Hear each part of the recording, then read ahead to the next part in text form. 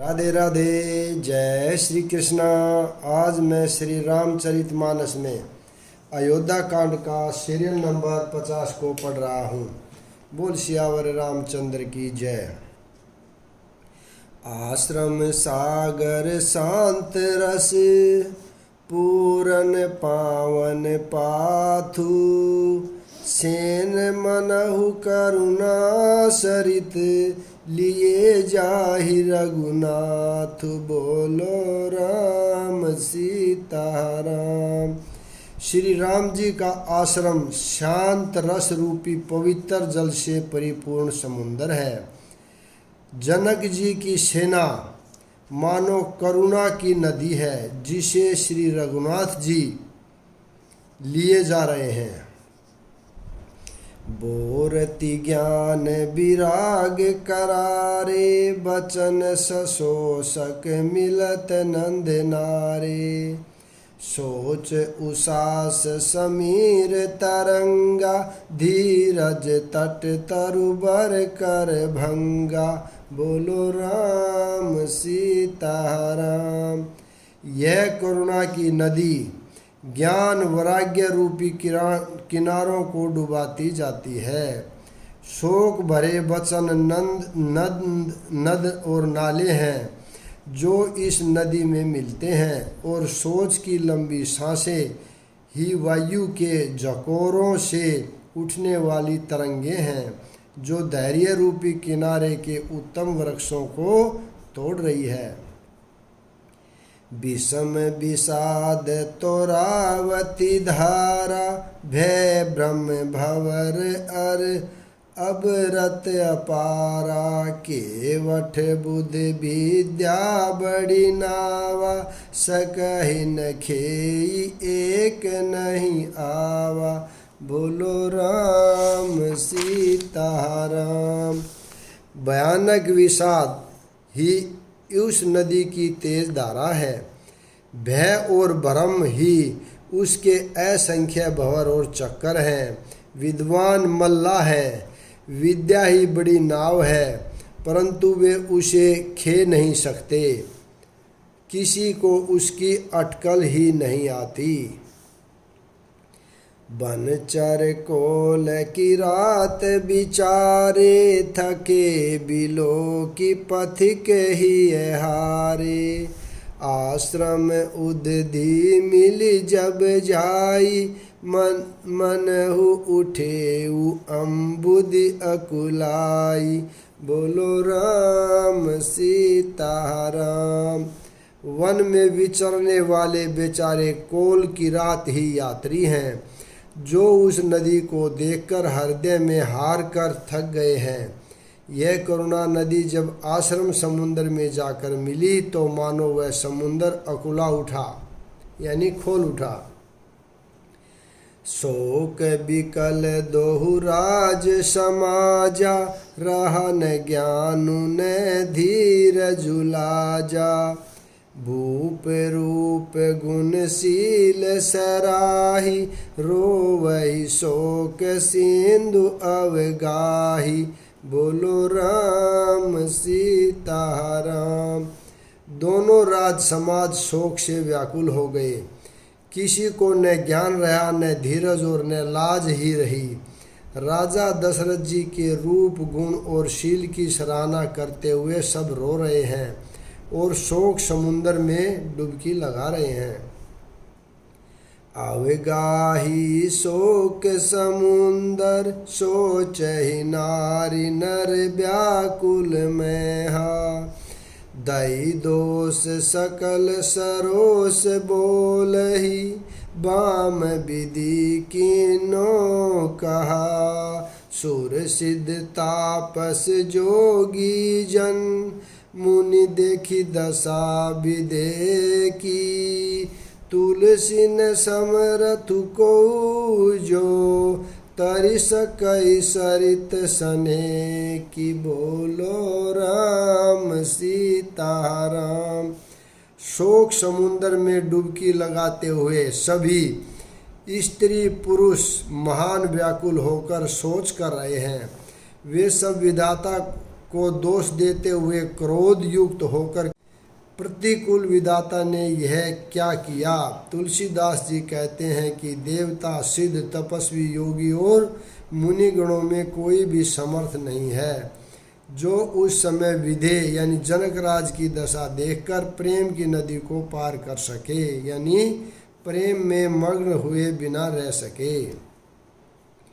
किए अमित उपदेश जई तहि लोगन मुनि बरने, धीरजु धरिय नरेश कहेहु वशिष्ठ विदेशन, बोलो राम सीताराम। जहाँ तहाँ श्रेष्ठ मुनियों ने लोगों को अपरिमित उपदेश दिए और वशिष्ठ जी ने विधेय से कहा, हे राजन आप धैर्य धारण कीजिए।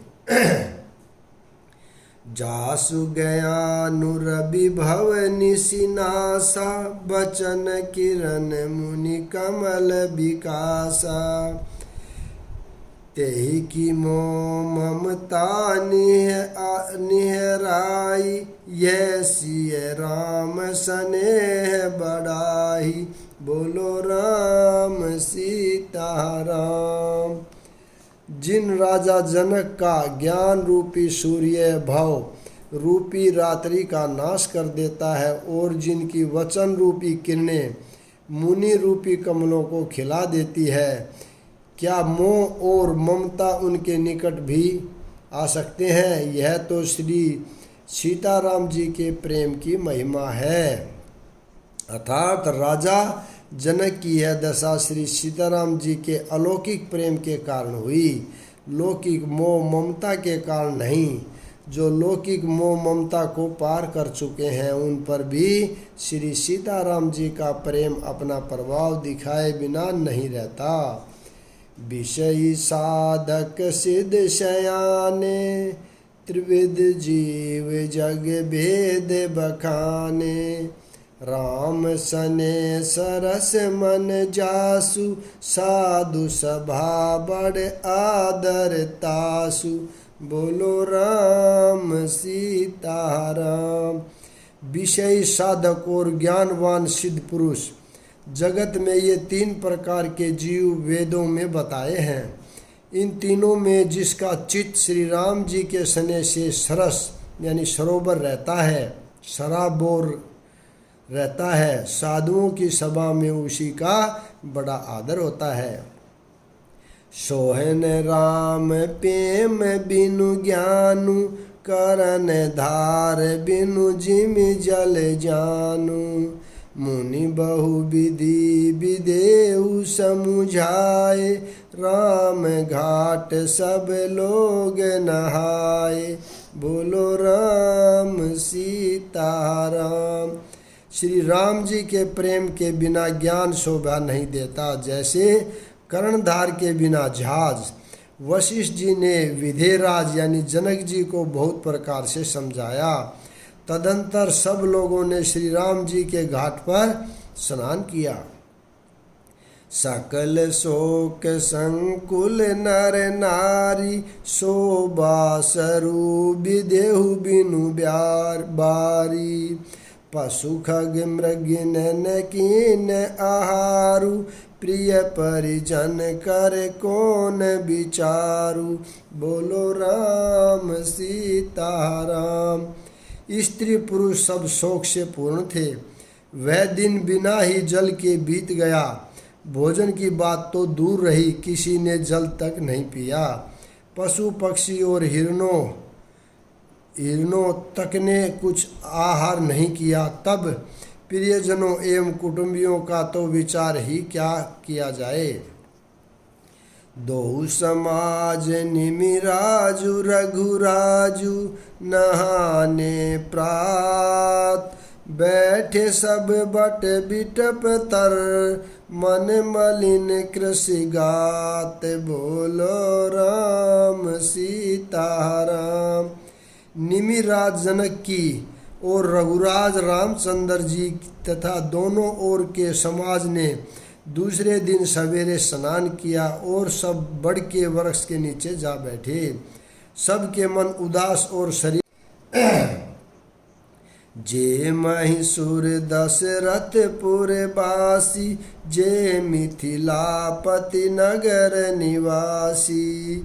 हंस बांस गुर जनक पुरोधा दिन, जिन जगमगु पर मारथु शोधा। बोलो राम सीताराम। जो दशरथ जी की नगरी अयोध्या के रहने वाले और जो मिथिलापति जनक जी के नगर जनकपुर के रहने वाले ब्राह्मण थे, तथा सूर्यवंश के गुरु वशिष्ठ जी तथा जनक जी के पुरोहित सतानंद जी, जिन्होंने सांसारिक अभ्युदय का मार्ग तथा परमार्थ का मार्ग छान डाला था। लगे कहन उपदेश अनेका, सहित धर्म ने बिरति विवेका। कौशिक कही कही कथा पुरानी, समुझाई सब सभा सुबानी। बोलो राम सीताराम। वे सर्वधर्म नीति वैराग्य तथा विवेक युक्त अनेकों उपदेश देने लगे। विश्वामित्र जी ने पुरानी कथाएं कह कहकर सारी सभा को सुंदर वाणी से समझाया। तब रघुनाथ कोसी कही कहेहु, नाथ काली जल बिनु सबु रहेहु। मुनि कह उचित कहते रघुराई, गहु बीती दिन पहर अढ़ाई। तब श्री रघुनाथ जी ने विश्वामित्र जी से कहा कि हे नाथ, कल सब लोग बिना जल पिए ही रह गए थे। विश्वामित्र जी ने कहा कि रघुनाथ जी उचित ही कह रहे हैं, 2.5 पहर दिन बीत गया। ऋषि रुख लखी कहते रहु तिराजू, इहा उचित नहीं असन अनाजू। कहा भूप भल सब ही सोहाना, पाई रजायसु चले नहाना। बोलो राम सीताराम। विश्वामित्र जी का रुख देखकर तिरहु राज जनक जी ने कहा, यहाँ अन्न खाना उचित नहीं है। राजा का सुंदर कथन सबके मन को अच्छा लगा। सब आज्ञा पाकर नहाने चले। तेहि अवसर फल फूल दल, मूल अनेक प्रकार। लई आए बन चर विपुल, भरी भरी कावरी भार। बोलो राम सीताराम। उसी समय अनेकों प्रकार के बहुत से फल फूल पत्ते मूल आदि बैगियों और बोझों में भर भर कर बनवासी लोग ले आए। कामद भे गिरि राम प्रसादा, अवलोकत अपहरत विषादा। सरसरिता बन भूमि विभागा, जनु उमगत आनंद अनुरागा। बोलो राम सीताराम। श्री रामचंद्र जी की कृपा से सब पर्वत मन चाहे वस्तु देने वाले हो गए। वे देखने मात्र से ही दुखों को सर्वथा हर लेते थे। वहाँ के तालाबों, नदियों, वन और पृथ्वी के सभी भागों में मानो आनंद और प्रेम उमड़ रहा है। बेली बिटप सब सफल सफूला, बोलत खग मृग अली अनुकूला। तेहि अवसर बन अधिक उछाऊ, त्रिविध समीर सुखद सब काहू। बोलो राम सीताराम। बेले और वृक्ष सभी फल और फूलों से युक्त हो गए। पक्षी, पशु और भौरे अनुकूल बोलने लगे। उस अवसर पर वन में बहुत उत्साह था। सब किसी को सुख देने वाली शीतल मंद सुगंध हवा चल रही थी। जाइन बरनि मनोहरताई जनु महि करई नाई। तब सब लोग नहाई नहाई राम जनक मुनि आय सुपाई। देखी देखी तरुबर अनुरागे जय तहि पुर जन उतरन लागे। दल फल मूल कांद विधि नाना पावन सुंदर सुधा समाना। बोलो राम सीता राम। वन की मनोहरता वर्णन नहीं की जा सकती, मानो पृथ्वी जनक जी की पहुनाई कर रही है। तब जनकपुरवासी सब लोग नहा नहाकर श्री रामचंद्र जी, जनक जी और मुनि की आज्ञा पाकर सुंदर वृक्षों को देख देख कर प्रेम में भरकर जहाँ तहाँ उतरने लगे। पवित्र सुंदर और अमृत के समान अनेकों प्रकार के पत्ते फल मूल और कंद। यहाँ पर मैं विराम देता हूँ, अगला भाग कल पढ़ेंगे। राधे राधे, जय श्री कृष्णा। बोलो सियावर रामचंद्र की जय।